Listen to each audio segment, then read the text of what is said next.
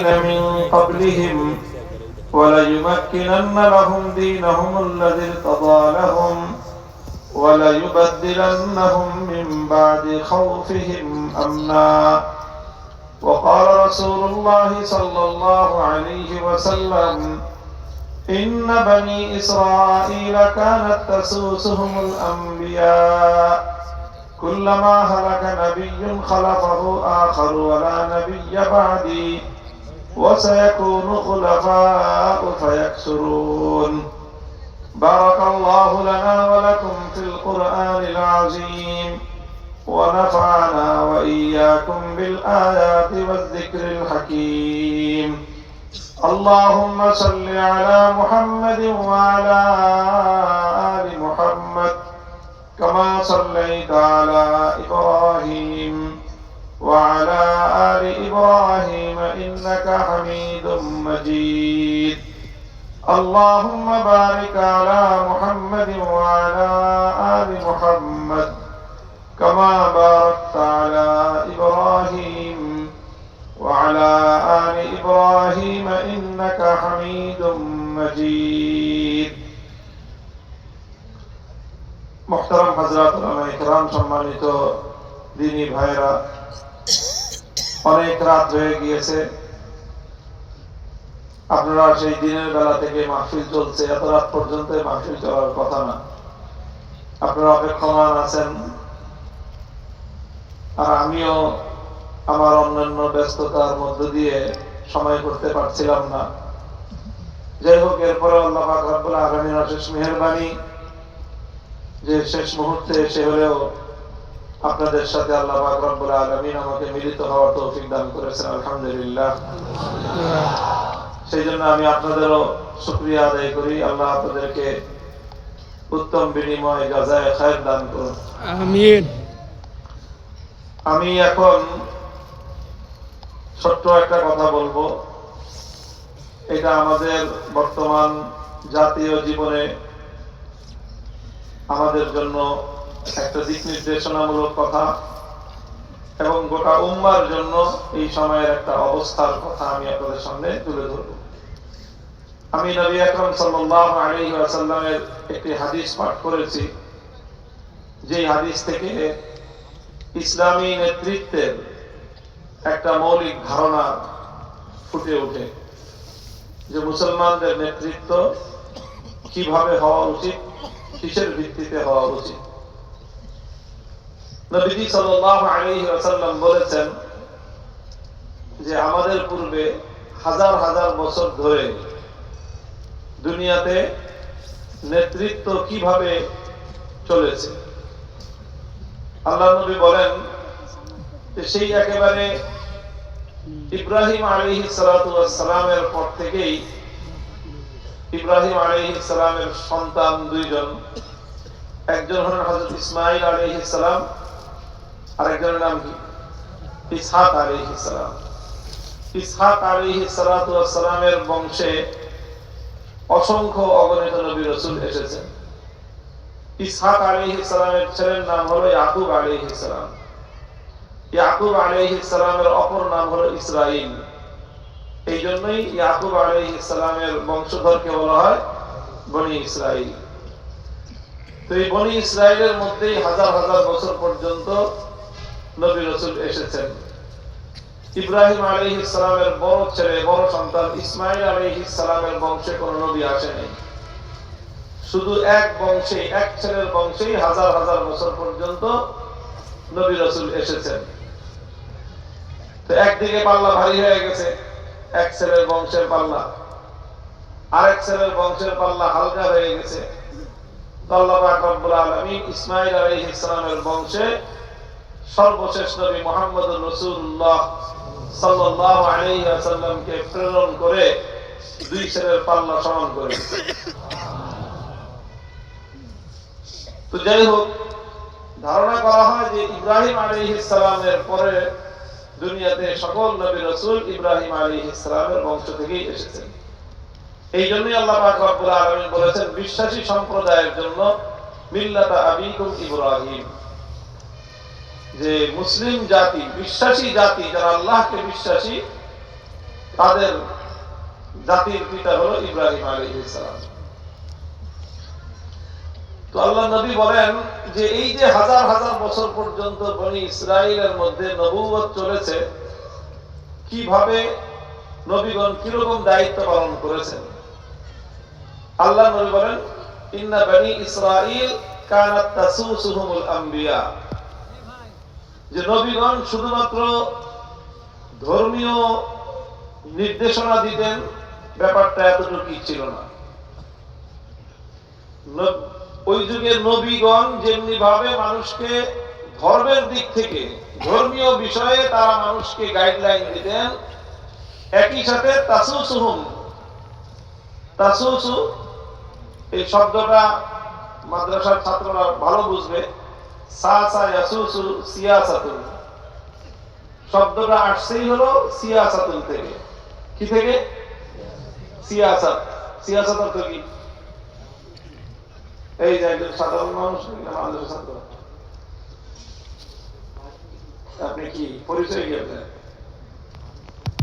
তোমার মাদ্রাসা তোমার বোঝা যায় না। তো মাদ্রাসার এত ছাত্র, এত হুজুর, মাত্র একজন লোক বলতে পারলো সিয়াসত অর্থ রাজনীতি, আর বাকিরা কি চুপ করে বসে রয়েছে কেন? সিয়াসত শব্দের অর্থ কি? এতগুলি মানুষ রাতের বেলায় কি শীতে জমে গেছে একদম? কথা বল না কেন? সিয়াসত মানে কি? রাজনীতি। বলেন ধরে বলেন রাজনীতি। রাজনীতি রাজনীতি শব্দটাকে এমন একটা ভীতিকর শব্দ বানাইছে যে বাইরেতে চায় না মুখ দিয়ে। সবাই খালি বলে যে না না না না আমরা রাজনীতি করি না, রাজনীতি করি না।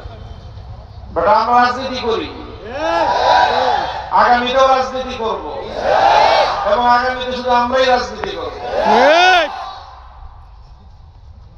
রাজনীতি ব্যাপারে এই যে ট্যাবু সমাজের মধ্যে তৈরি করা হয়েছে, রাজনীতিটাকে একটা দূষিত জিনিস বানানো হয়েছে, রাজনীতিটাকে আলেম ওলামাদের জন্য একটা নিষিদ্ধ বিষয়ে পরিণত করা হয়েছে। এই নিষিদ্ধতার বিরুদ্ধে সংগ্রাম লড়াই করতে হবে। সমাজ থেকে মুনকারকে শেকড় শুদ্ধ উপরে ফেলতে হবে। রাজনীতি করি না মানে আম্বে একরাম হাজার হাজার বছর করছেন, তো নবীদের ওয়ারিসরা রাজনীতি করবে না, তো সব বাটপাড়া রাজনীতি করবে নাকি? ইন্না বনি ইসরাইল কানাত তাসুসুহুমুল আম্বিয়া, সহিহ হাদিস এটা, সমস্ত হাদিসের কিতাবের মধ্যে হাদিস বর্ণিত হয়েছে যে আগের যুগে হাজার হাজার বছর ধরে তাদের জাতির রাজনীতি করতেন কারা? নবীগণ। কারা করতেন? রাজনৈতিক নেতৃত্ব দিতেন কারা? নবী।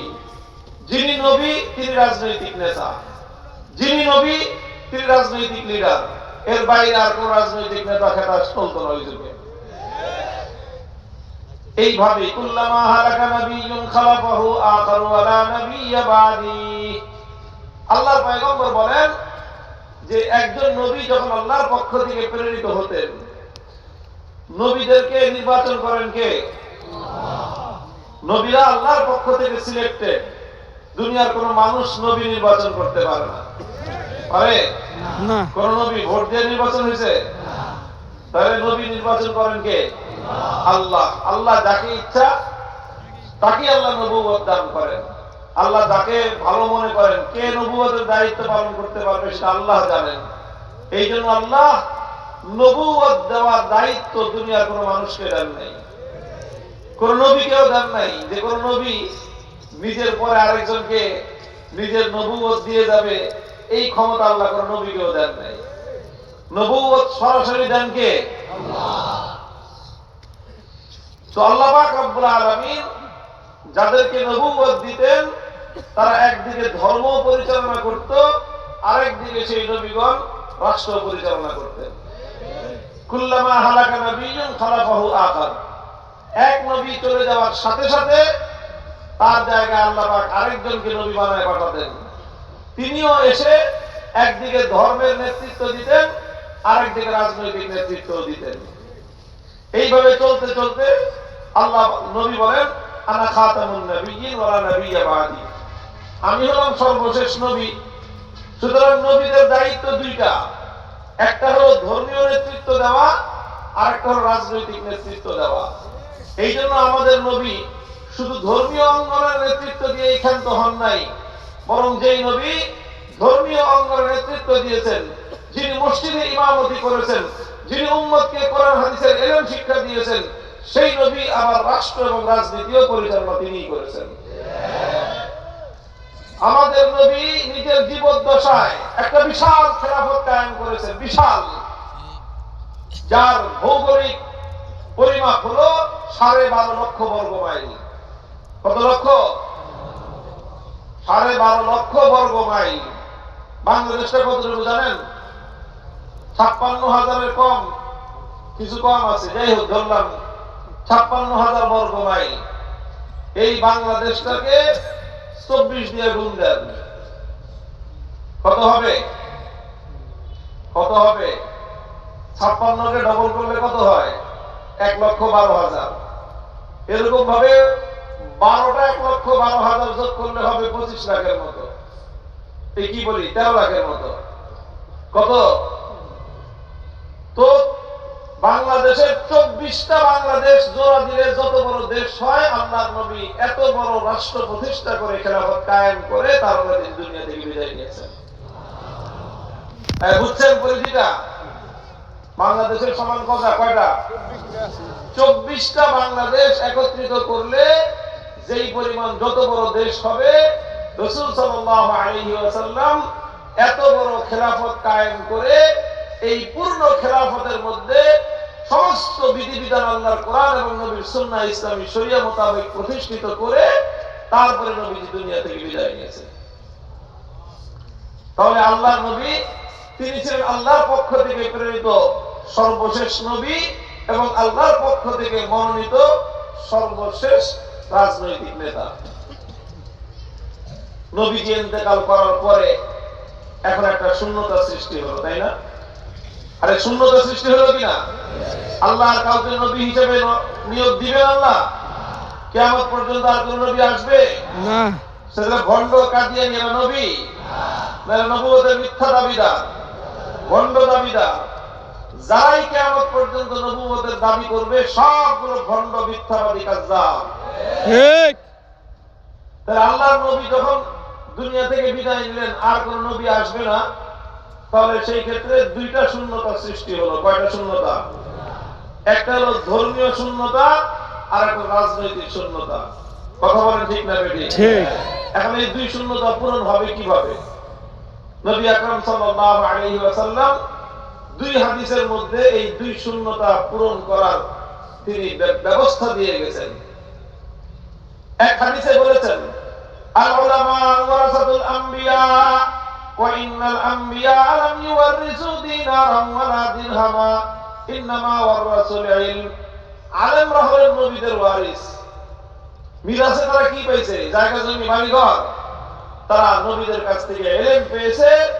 এই ইলমের মাধ্যমেই আলেম সমাজ এই উম্মতে মুহাম্মাদিয়াকে ধর্মীয় ভাবে নেতৃত্ব দিবে। আলেমরা ইলমের মাধ্যমে উম্মতকে ধর্মীয় ভাবে নেতৃত্ব দিবে। তারা রাজনৈতিক নেতৃত্ব দিবে কারা? নবীজি বলেন, ওয়াসায়াকুনু খুলাফা ওয়া ফায়াকসুরুন, যে আমার পরে আমার উম্মতের রাজনৈতিক নেতৃত্ব দিবে আমার খলিফারা। আমার খলিফাগণ, এবং এই খলিফা অনেক হবে, একজন, দুইজন, তিনজন, চারজন না। কিয়ামত পর্যন্ত এই উম্মতের মধ্যে এই খলিফাগণ উম্মতের রাজনৈতিক নেতৃত্ব প্রদান করবেন। এই জন্য আল্লাহর নবীর পরে প্রথম খলিফা হয়েছিল আবু বকর রাদিয়াল্লাহু আনহু, তারপরে খলিফা হয়েছিল ওমর রাদিয়াল্লাহু আনহু। এভাবে শত শত বছর, হাজার বছর পর্যন্ত এই পৃথিবীতে মুসলমানদের নেতৃত্ব দিয়েছে আল্লাহর নবীর পর থেকে উম্মতের খলিফাগণ। আর এই নেতৃত্বটাকে বলা হয় খেলাফত। কি বলা হয় এটাকে? খেলাফত। খেলাফত বলা হয়।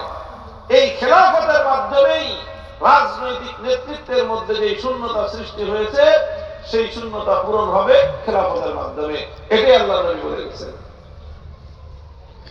মুহতারাম হাজির, এখন প্রশ্ন হলো যে নবীর পরে যারা রাজনৈতিক নেতৃত্ব দিবে তারা হবেন খলিফা, আর তাদের এই নেতৃত্বটাকে বলা হবে খেলাফত। এই খলিফা হবেন কারা? কারা হবে রাজনৈতিক নেতৃত্বের অধিকারী? তাদের কি বৈশিষ্ট্য লাগবে রাজনৈতিক নেতৃত্ব ধারণ করার জন্য, খলিফা হওয়ার জন্য এবং খেলাফতের এই দায়িত্ব ধারণ করার জন্য? অনেক বৈশিষ্ট্যের দরকার, তবে একটা কমন এবং গুরুত্বপূর্ণ বৈশিষ্ট্য